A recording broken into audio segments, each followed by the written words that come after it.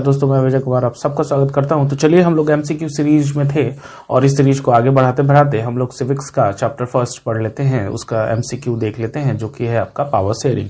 तो पहला क्वेश्चन इसका आता है, tyranny of the majority in not just oppressive for the minority, it often brings ruin to.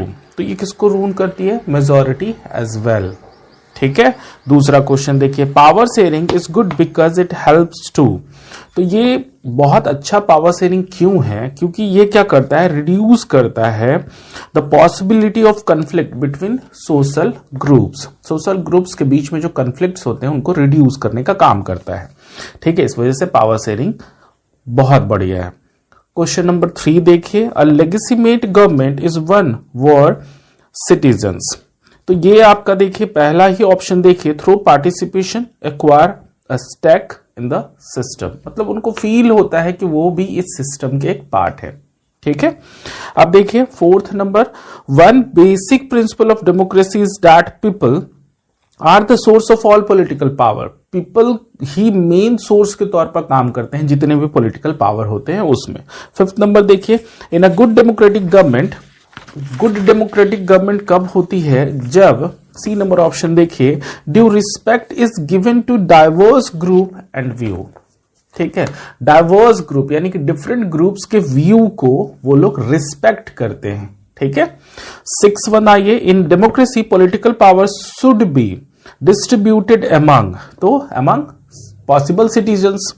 7 देखिए, जजेस can seek the functioning of law made by the. तो जजेस जो है वो फंक्शनिंग, कौन से लॉ को फंक्शन करने की कोशिश करते हैं या देख रेख करते हैं, तो वो आपका आता है लेजिस्लेचर। ठीक है, तो याद रखिएगा, फिर से रिकॉल कर लीजिए, legislature who make the law, executive who execute the law, judiciary when don't follow the law, judiciary was punished him। ठीक है, तो ये तीनों याद रखिएगा। ठीक है।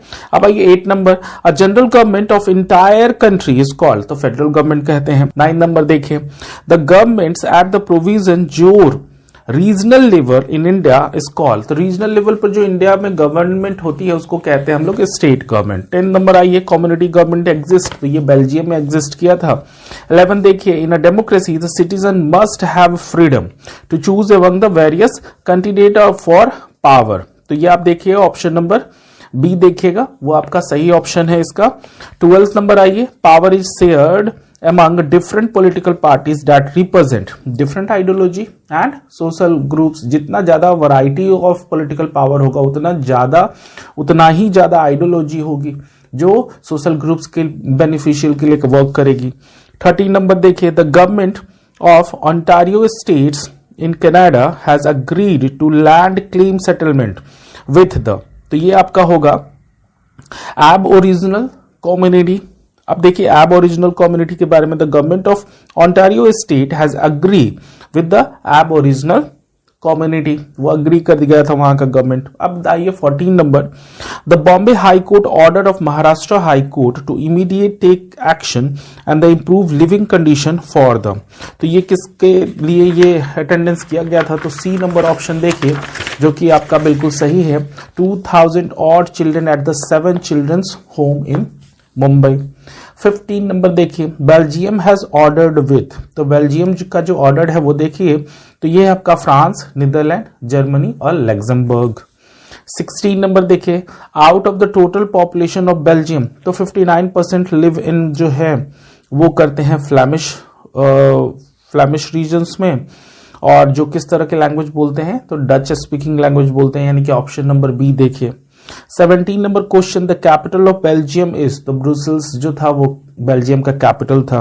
18 नंबर देखिए, Sri Lanka is just a few kilometre off the southern coast of Tamil Nadu.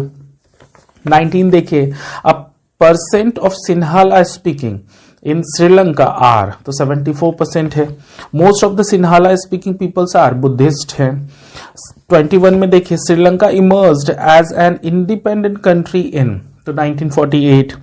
In 1946, an act of passed with the recognized Sinhala as the only official language, though disregarding Tamils।